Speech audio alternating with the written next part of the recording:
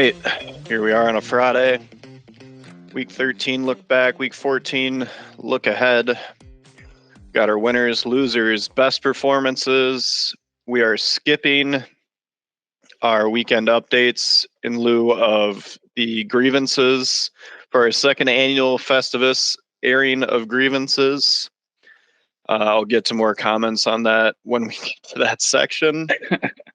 We've got our power rankings for the week, and then our stone cold locks of the century of the week, last of the regular season. Some nice little surprises in there. I'm calling this my Jordan flu game. I feel terrible, so if I have to leave to blow my nose, don't be shocked. Not That's doing all right. super hot, but I've been making sure that I go to every single event that I've had scheduled this week and also infect everyone else. So It's the season of giving, so yes. I'm doing my part. The meeting that I showed up to last night, everyone was very happy that I was there and sick. They were in no way like, why are you here? But we're going to continue that on by going to X Golf tonight and getting them all infected. And then just keep rolling that into the weekend. So I apologize for my voice and strong energy. And for my general lack of enthusiasm. Well, you should be enthusiastic because Libby's got his playoff projections, and I think you're a hot topic around that. Yeah, it would have been better if I would have been able to beat Stefan. But we'll get into that with our first winner of the week. That is Stefan. Took me down thanks to some hot play by his guys, and then a just terrible Tank Dell is going to play and then that's for the rest of the game. And trusting the Cardinals offense with Rondale Moore instead of putting anyone else in there. But yeah, it's a good game between Stefan and I. We still both put up a decent amount of points. Would have fared well against any of the other teams in the league. But just was on the losing side of that one. So props to Stefan. We'll get into his best player when we get to best performances. Sam taking on Wes. Sam gets the victory there. Sam's still hot. CeeDee Lamb, Cowboys doing well. Wes, it's a tale of two halves of the season for Sam. He was so bad at first, and he's the late bloomer. Yeah, Ross has caught the Sam disease. They switched spots. Wes, don't know what he was doing with some of his roster moves. So, I mean, congratulations. The Dolphins were good, but that only affected two of your players. We'll get into the one player it didn't help out with, but the Dolphins couldn't carry Wes to a victory this week. So he was down. Libby wins again over Drew. Drew kind of a lackluster performance. Libby was the lowest scoring winner of the week, I believe, with 81 points. Yes, he was. So he squeaks out a win there. The Lions didn't have a super good week for him, but just enough to get by. And then the shocking win of the week, Tim, 150 points.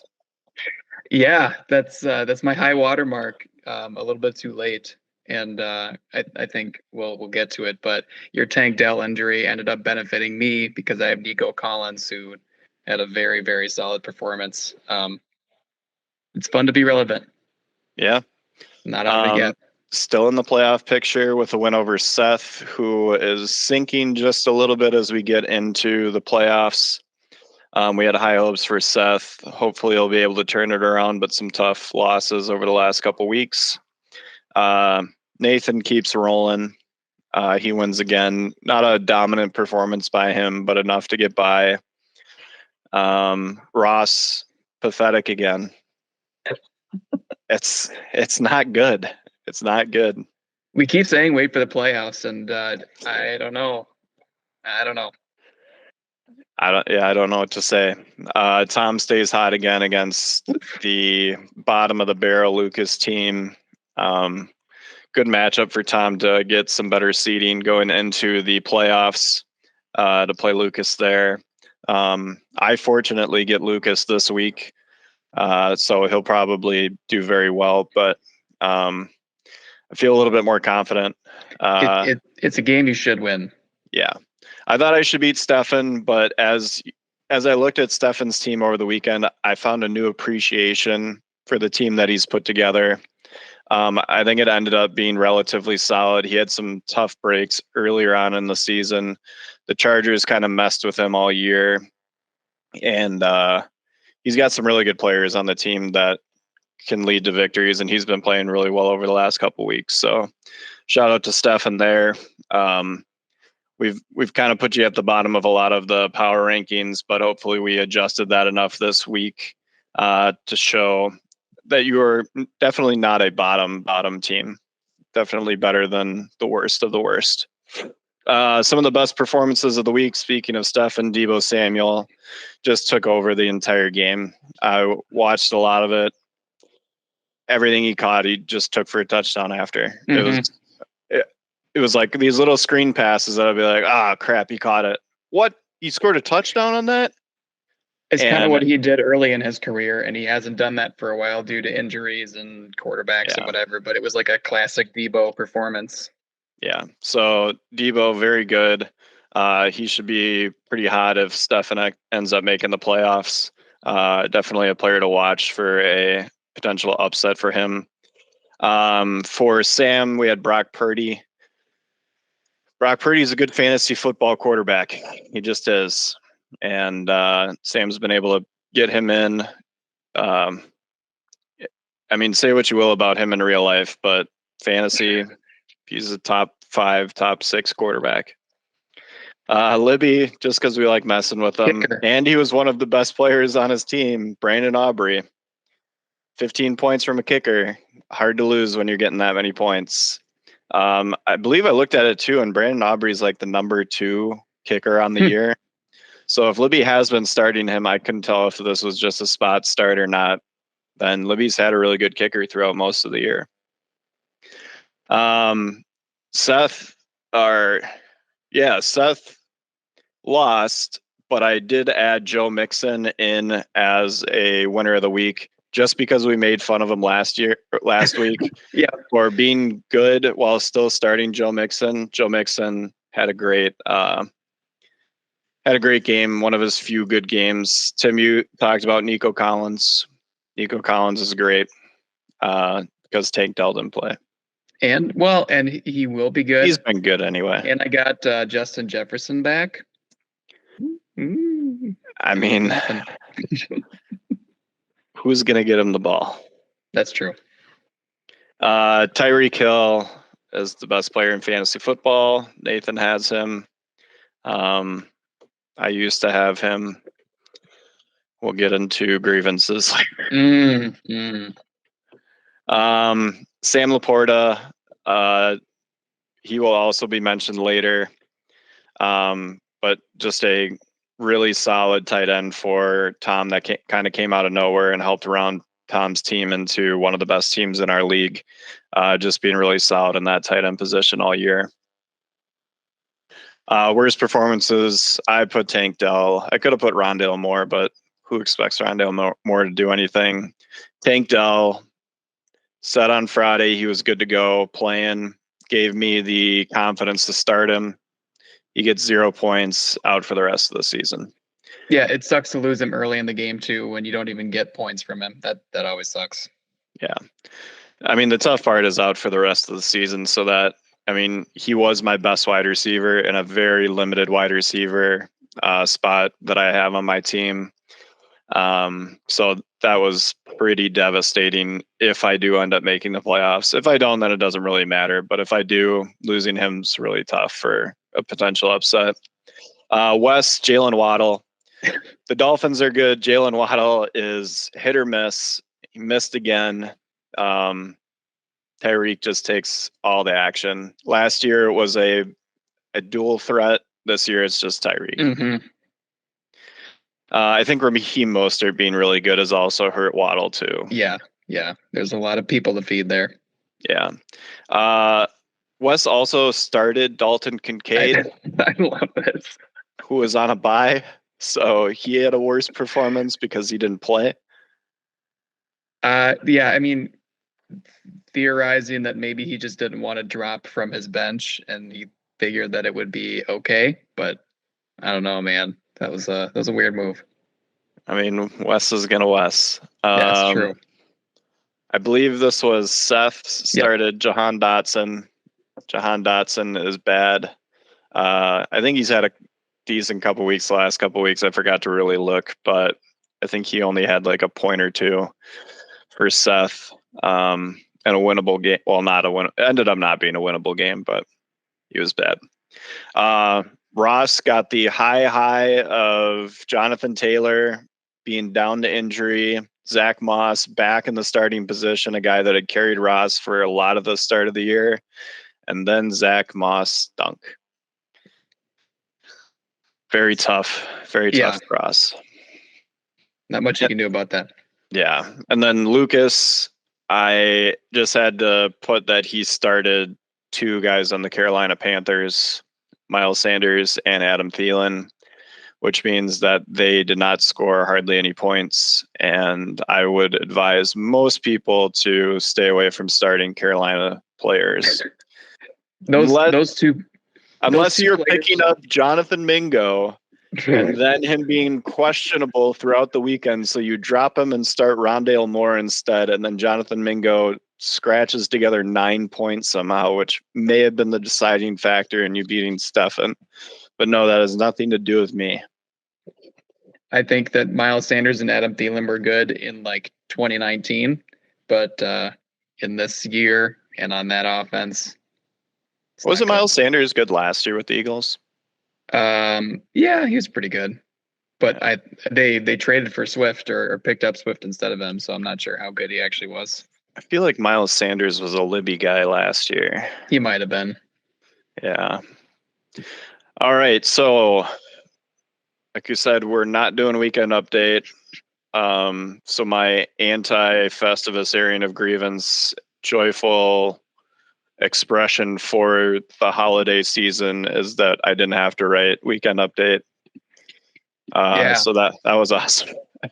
I looked at some of the news stories and the NFL news, now that we're like getting near to the end of college football, a lot of the news stories just end up being this guy declares for the NFL draft. And there's not a lot of jokes that you can write about that. To be fair, there weren't a lot of jokes to write to begin with, but it's a tough go. But instead, we are going to be airing some grievances from people. Did you get videos or did we just get? I got no videos. I got emails, and on my screen right now, I don't know if you can see it because I can't work technology, but I am sharing the document so we can read these along. But for people in the video, they should be able to see them too. Yeah, I can't see it, but I have it up. So, and the first one we got, I'll take this one on, was just Wes. He sent a general grievance, and I'll just ask our producer to put up the image that he shared, the very Wes thing. Yeah. So in response to Wes and his general grievance, thank you for at least sending something in. Unlike 75% of the league. Hey, that just means that they have no grievances and they also don't care, which I guess that's your prerogative. So that means that once we air the grievances of people through that have actually submitted them, I'm going to go through your roster and make up a grievance for you. So. Oh, all right. It may be good, it may be bad. I will just say that for those who didn't send up grievances, that I grieve about you, that I tried so hard to make you care about this league and I couldn't. So yeah, that sucks for me and for you. Sad. Insert Trump sad. Let's go back and forth on these Ross ones. So these are all Ross grievances. His first one, I don't know if these are ranked in importance to him. I'm not sure. But they are numbered numerically. While I wanted to complain about J.K. Dobbins getting hurt, I know that the real grievance is my betrayal of myself. I went into the draft saying I will not draft J.K. Dobbins or Mike Williams. They always get hurt. And they both proved that they are who they thought they were. I am the idiot. I think, Ross, that's a sentiment that we all share about certain players and the injuries. But yes, J.K. Dobbins could be the greatest running back of all time. We would never know because he never plays. Yeah, it's true. And Ross's second grievance is probably the most hot button topic of the league the entire year. Drew, you traded the number 1 tight end, the number 13 wide receiver, and a big piece of another trade that allowed Nathan to have the number 1 receiver and a running back who averages 12 points, a tight end you cut, and Michael Thomas. Speaking of guys who are who you thought they were, why did you people insist on making the best team better? And I think in parentheses, a side note that he's afraid Drew's going to get piled on, and he probably deserves it. But everybody makes less public dumb fantasy moves, so he doesn't totally blame him, unless he defends the move, which I think that he has. In which case, he does blame him. And nobody else complained about this, so I think that this is valid, especially because Drew stands behind this trade. Yeah, it did allow Nathan to get Tyreek Hill. I think I may have ruined the league more than Drew, so I'll help you out there, Drew. I may have screwed things up, deciding that I did not want to get last place again, and trading everything that I could to just make sure I didn't get last place and not to really make my team that much better. Ross's final one is finally Tom got CMC for $65, and we should all feel stupid for that. That's absolutely true. Great point. On to Libby. Go ahead. Yeah. Just in typical Libby fashion, he wants to preemptively reject any grievance that is heading his way as commissioner. It's an excellently run league, and I don't want to hear it. And I will say it is an excellently run league, but we need to ban defenses and potentially not make up random matchups all the time and not draft kickers over email. I don't know what else I have off the cuff. Yeah. Well, we're never getting rid of defenses. It's just not. No, we're not. Nobody else complained about Libby. I love defenses. I think they're the greatest thing ever. I think we should probably be able to start 2 defenses. If I could have my true way, I think we should start 2 defenses and 4 kickers. And then just nothing matters from there. Everything can be as random as we want it to be. We'd have more to talk about. The power rankings would be crazy. We'd just be adjusting every single week. There'd be a new number 1 all the time. It'd be great. That's true. Libby's number 2 mentioned this earlier. Tom sniping Sam Laporta for me is one of the most hurtful things ever done to me in a fantasy football season. The fact that he will most likely keep him for the next 2 seasons hurts even more. Yeah, I mean, I would like to think that having Jahmyr Gibbs would have hurt just as much, but I ended up giving him Jahmyr Gibbs. But Sam Laporta being like a Kelsey level tight end is brutal because that's really such a valuable position. In perspective, because I think a lot of people in drafts over the history of this league, we all like to mess with Libby and take Lions players from him or like up his bids on Lions players, and to say that this is the worst one really says something. And he's not wrong. I mean, the Lions are good this year, and it would be more fun for him if he had Laporta, but he also has Amon-Ra. So I don't know. Yeah. Good luck trying to keep Jahmyr Gibbs, Libby. I paid a ton for him. He also, this is a good one for me to take. He traded Devontae Smith to me because he felt bad for stealing Keenan Allen. What? I am the reason that Tim is good again? What? And Tim is the reason I am good? Maybe. I don't know what the Jerry Maguire voice is, but I guess that I complete him. You've never seen Jerry Maguire? No, I haven't. I'm ignorant. What's like one of the most romantic parts of the movie? Maybe of the 90s. Is that the one where Besides, the person has the thing above their head, the stereo? no, that's a an different movie. 80s movie. Okay. Yeah. I'm very, very ignorant here, but I don't think that you should make a trade with someone because you feel bad for them. I don't think that you should do that. I have one of those in my grievances. So maybe it's just Libby and I that feel this way. The most compassionate fantasy football players of all time. Finally, Libby has to take his shot at the Packers for some reason. Jordan Love is not the next Hall of Famer in Green Bay. He is just really lucky. Sounds like a fan of a team that is a little jealous. That is all I will say.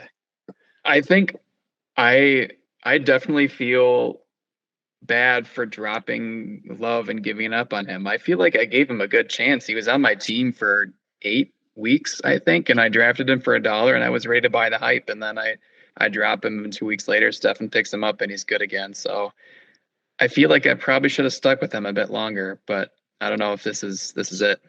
I said 3 weeks ago that Josh Dobbs might be better than Jordan Love. Like, yeah, Libby, we know that he might not be a Hall of Fame quarterback and is just lucky. Like, I think this is the most realistic Packer fans have ever been about a quarterback. It is funny to watch the Packers Twitter argue with itself over Jordan Love, though. I will say that. That's been a fun thing to watch this season. It's like, he's not good. Oh, wait, he is good. You said he wasn't good. You shouldn't say that he's good now because you should feel bad for saying he wasn't good before. Yeah. Or give us a couple years and we'll adjust our metrics as to either he's the worst quarterback we've ever seen or the best quarterback we've ever seen. Well, we'll become more rational as time continues. Do you want to do yours first, or do you want me to? I've been peppering some of mine in, but a big one that I have, number one, is I just have a grievance about Weekend Update. I feel like I have a love-hate relationship because it was my idea, and there were times when it was fun, but it was something that was just way too much work that I put on myself and you. So it was a fun bit, but a sucky bit. Yeah, we can give it up for the playoffs. So my number one is losing Anthony Richardson to injury at the start of the season, because I believe I was right that he was going to be good, especially just in fantasy. Me losing him ended up turning me into a crazy person and forced me to trade all of my other players in an effort to not become the worst team in the league. It's a true butterfly effect for your team, because he had like 16 points in just a quarter, and then he went out with a concussion, and I think that he was on track to be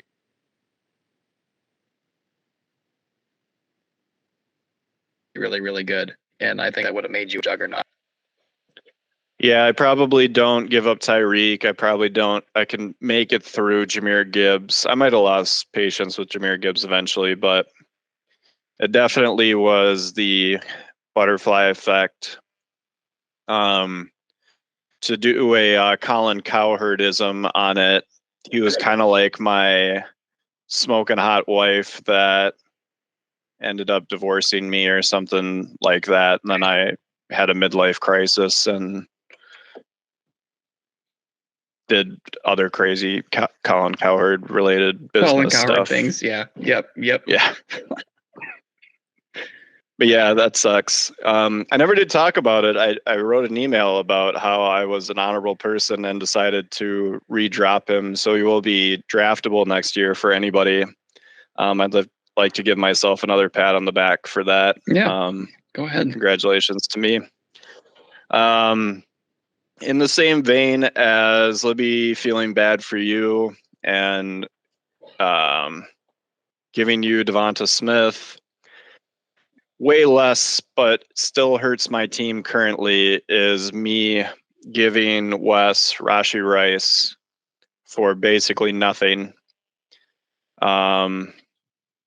And I really could use Rashee Rice. You could. At the same time, Darren Waller has been out for the entire season, and so is Aaron Jones. So there is that. But Kelsey's been terrible. So I think that trade ended up washing out pretty evenly. I have one from this week, very, very recent. Nathan Rodabaugh spent, I believe, his remaining free agent budget. I think he blew his budget. Yeah. On Ezekiel Elliott, who I put in a bid for because I saw that he made it to waivers. Now, would I have won with a 0 bid? I don't know. But Nathan, the richest person from a talent perspective in our league, just grabbed Ezekiel Elliott, who had 23 points last night, and put him on his bench. He didn't even start him. What are you paid $38 for? If I could be Michael Caine for a second, some men just want to watch the world burn. And that, I feel like that's a good segue into one of my grievances is I have to complain about Nathan, who is a person who I genuinely like and is a great guy. But he came into this league and just like carelessly is extremely good and on the top. And it seems unfair. And I just hate that. Half of his team is free agents and players traded to him. He drafted like 3 of the guys he starts. The fantasy gods have smiled upon him, and it sucks. I mean, good for you. I hope you win the league. I wish you good health, but I would have started Ezekiel Elliott over Jerome Ford and then decided whether or not to flex Jerome Ford. Throughout the entire weekend, I had this great plan all set up, and then I would have been fine. I would have praised Nathan if he would have grabbed Zeke for $38 and then started him. But he didn't. He kept him on his bench to hide him for the entire playoffs. No, he didn't. What a jerk. What an absolute jerk. Unbelievable. Ugh. Love you, Nathan. You're the greatest. Glad you're in league. Number 1 seed of all time. I kind of almost respect the move, even though I just ranted about it. I've got an overall fantasy football grievance. All injuries being listed as questionable until Sunday morning. The removing a probable is just it drives my mind crazy. Having a guy sit there with that stupid cue, especially if they don't practice on Friday, all through the weekend. Yep. Coaches are getting worse and worse about keeping things close to the vest till an hour before the game. And I've now like twice dropped players who ended up playing because I figured I just didn't have time to wait anymore on whether or not they were going to actually play, and then they do well. And it's so annoying. So that's an overall one for me. I don't know if you have an overall fantasy football. I do. I have an overall, I mean, it relates to fantasy football, but just a football thing is I hate Monday night and Thursday night and any non-Sunday games. They are so random and dumb, and it sucks when you have a Thursday night game and somebody like a team just goes completely off and you've already lost and you don't even need to check the lineup for Sunday, or it's like a Monday night game, like a Vikings game, and you need a quarterback to get like 10 points, and that quarterback just lays an egg and gets you 2 points. And Monday night games and Thursday night games are random and stupid, and I don't like them, and I would just rather have all the games be Sunday at noon. That would be nice. Another NFL schedule grievance that I have are bye weeks going through week 14. Yeah, I don't like that either. I mean, I don't want to say that I would have won my matchup last week if the Ravens weren't on bye, but I would have had a better chance, and I probably wouldn't have had to start Tank Dell. And it's just like, why? I mean, we're going into the playoffs and I'm having to bench guys on my team because they're not playing that week. It's happening again this week with teams. It's just, it screws up going into the playoffs, which end up being the most important games of the season besides the playoffs. And the fact that they're still being impacted by buys is really tough. That's another overall one. Yeah, that's about all the grievances that I had personally. Other than I've done a lot of, yeah, that's all I I've mean, got. I've alluded to it, but I think that I probably screwed up the Tyreek Hill trade. I mean, Kamara's been all right, but what else did I really get from that? Nothing. It's a that desperation great. move. Yeah. So I probably ended up making Nathan probably would have been the number 1 seed anyway, but I probably assured him the title by giving him Tyreek Hill. I'll admit that.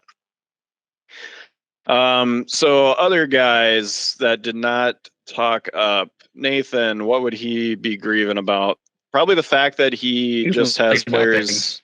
He probably has the toughest time all week trying to decide who to start because he could start anybody that he wanted. Like Chuba Hubbard, he's had good games on his bench. Like, when does he start Chuba Hubbard? That's got to be a tough thing to think about. Like Breece Hall, when does he play Breece Hall? So he must just have his mind in a pickle all week. So that's tough for him. Seth, I'd probably say his second running back spot has been like, what do you do? Weak. Brian Robinson has been good, like we said, all year, but Joe Mixon's been bad, and you can't just not play Joe Mixon. So that second running back spot's been really tough. Tom, I'd probably say how bad the Patriots are, because if Ramondre was like a top running back like he was last year, Ramondre is also listed as out now, so he must have gotten injured last night. I don't think he played last night, which is why Ezekiel Elliott. Oh, right. Yeah. No. I knew he was. Yep. Right. That was dumb. But yeah, if the Patriots were a lot better, Ramondre would be even more of a force. He'd have Christian and Ramondre. I think Tom would compete a lot closer with Nathan than where he's currently at, which is still pretty good. Sam, I don't know, maybe that like Puka was kind of a flash in the pan at the start of the year and hasn't been as consistent throughout the end. Yeah, I mean, you could just say that he would just say the first half of his season, the players on his team, like CeeDee Lamb, didn't start being good until halfway through. So Tony Pollard's been kind of disappointing. Yeah, maybe it's just the Cowboys not being good right away. Sure. Wes, I mean, probably that I traded him 2 guys that ended up being out for the rest of the year.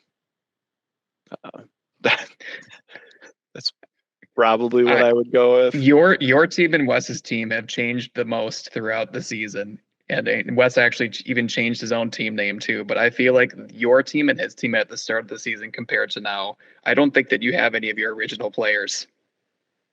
Yeah, it's he's got Bijan still. That's true. Drew, I mean, probably Drew's would just be that he takes a bunch of crap for that trade. Yeah. Which is tough. Yeah, I don't. Oh, it was Drew that started Dalton Kincaid, not Wes. Was it? Okay. I apologize, Wes. Since you probably already stopped listening. Yeah, since you probably already stopped listening, we'll go back and we'll fix that. Stefan, I mentioned it with the Chargers and Austin Eckler. Like, Eckler should have had like a really good running back season again. He did already. Debo has been hurt, and we've seen how good Debo can be. He has a lot of players that should have been a lot better, like T. Higgins too, and have just not been consistent all season. Or else Stefan's probably a guaranteed playoff team if all those guys play well the entire year. That's true.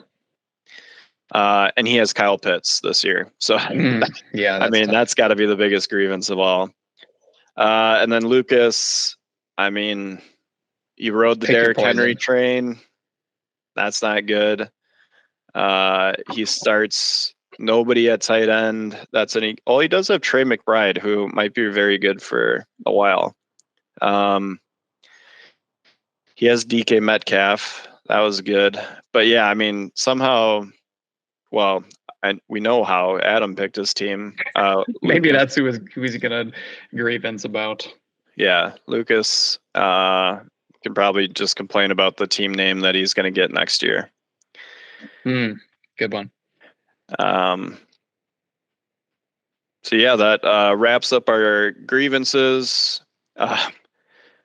Just a funny factoid from my life. Every single time I've said grievances, there's a portion of healthcare claims for insurance companies called grievances and appeals. I do know that. For members to supply information if they think that something should have been covered by insurance. So every single time I've said grievance so far in this podcast, I've wanted to add appeals along with it. So flu game, baby. Gotta love the world of healthcare. Did a great job. This is not a grievance or an appeal. These are the stone cold locks of this. Oh, never mind. Wow. Power rankings. Yeah, no. Power rankings. It's all right. All right. A little shake up here. Not at the bottom. Lucas is still there, but he is now since he's eliminated from the playoffs. Well, not technically, no, but I mean, yeah, because of the points thing, not technically. But Lucas is at the bottom. I put myself as second to last. I don't think I'm going to make the playoffs. I don't know. Even if I do end up making the playoffs, from a power rankings perspective, I'm not definitely playing better than some of the teams above me. I put Tim at number 10 here. Tim has definitely been playing better than me. Stefan at number 9. Stefan's been playing better than me. So they have to jump there at 10 and 9. Yeah, the only thing I'll say is I think the key to me making the playoffs, if I do, is how good I get Justin Jefferson back this week, and how good will he be with Dobbs? Will Dobbs be any good? I think I'm also starting Dobbs at quarterback. So again, I'm eating the potato chip because that's just been my thing all year. So we'll see how it goes. I think he's going to be good with Dobbs. I think Dobbs will force feed him. I'd like to think so. Big shake up here. I had to do it to him. I love this move. Ross at number 8. I think going into the playoffs, Ross is the worst team in the playoffs. Yeah, even ahead of Wes or Drew, who are, I think, the favorites to sneak in. And it'll be interesting to see. I think it's Nathan. And do we know who the other person who's picking their opponents are? Was it Seth? It might have been Seth. But it'll be interesting if either of them, like if Nathan wants to pick Ross and just eliminate him right away. I think that would be a ballsy move, but maybe the right move. Yeah. I mean, also, so was it last year? Last year, I believe I made the playoffs, was a decent seed, and Ross picked me. Yep. And then beat me, obviously. Yep. I think if I make the playoffs again, I think Nathan's going to pick playing me. Yeah. So I think I might also inadvertently save Ross from being picked if I make the playoffs. That's so true. In a way, I hope I don't make the playoffs, and I hope Nathan picks Ross. Got Drew and Wes at 7 and 6. Seth, who we mentioned might be picking his team as the 2 seed at 5. I think he hasn't played better than teams above him, I think, arguably. No, he's kind of coasted his way into the playoffs. We've got Sam at 4. Libby dropping to 3. We got Tom at 2. And then Nathan at 1. I think if it ends up shaking out in the championship game, Tom versus Nathan, I personally think I'll see what you think. I think Tom and Libby are the only two teams that can beat Nathan. I think so too. With Tom, with the McCaffrey factor, and Jamar Chase also had a pretty huge game too. And Goff is a solid quarterback, so I think that could be a team that could score 150, which I think is what you need with Nathan, and the same thing for Libby too, whose lineup is pretty stacked in general. If there's pickers of the people who are picking their first games, I think you definitely steer clear of Tom, Libby, and probably Sam too, because he's kind of on the rise. But then at the same time, it's a strategy thing. Where do you want to maybe get him taken out early? I don't know. Yeah, I would say that Sam is right on the cusp of, do I think with a good week he can beat Nathan's team? I think I still feel most confident with Tom, especially if that quarterback for Cincinnati, Jake Browning, former Viking. Yeah, plays decent again.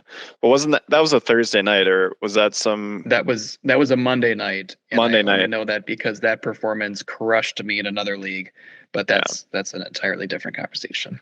So yeah, I mean, one of those random non-normal times. So he's not Kirk Cousins, so apparently you can play well during the non-normal times. Yep. All right, on to our so-called locks of the century of the week. I had to do it. I took myself minus 8.9 points. I believe I've already talked about how I don't want to make the playoffs, or don't think I'm going to make the playoffs. I would love to make the playoffs. In all honesty, I've worked too hard at putting all these trades together to not just keep myself out of last place, but to also make the playoffs. Would be very sweet to rub in the face of ESPN, who after I drafted my team projected me to get second to last place. So I will beat the projection. I'm also taking, just basically as a backup to that pick most likely being wrong, Nathan minus 19.3. I'm going to probably go ahead and guarantee that's going to be right. And I'm sticking with the hottest player in the league, Tim, minus 3. Justin Jefferson's coming back.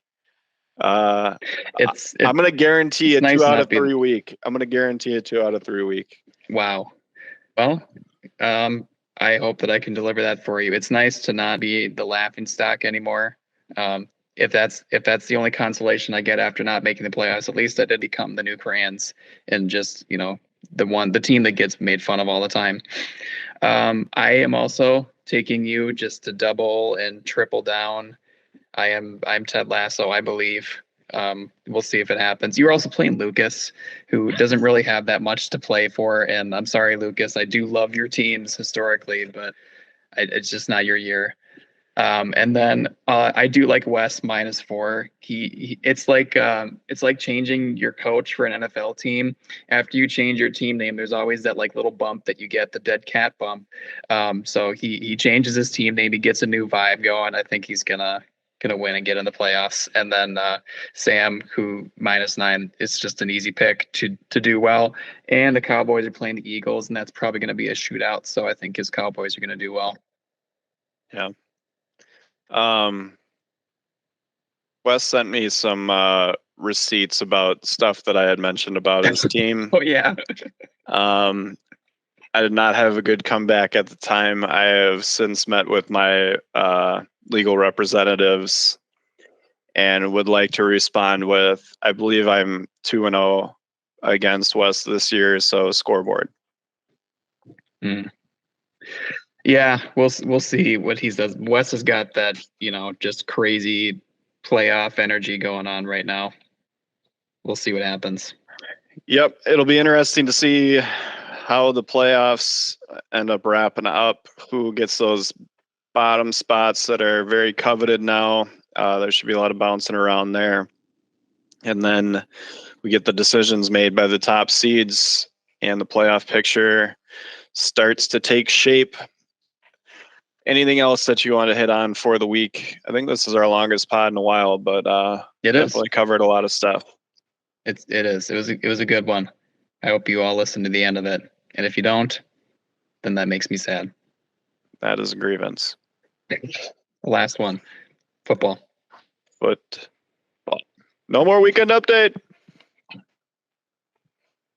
Good job by me. Good job by you. Yeah.